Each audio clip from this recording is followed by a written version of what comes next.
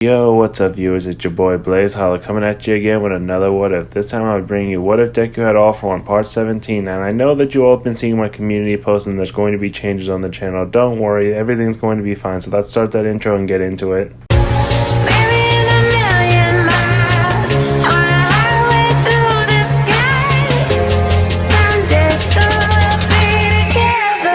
I honestly don't think you can become a hero.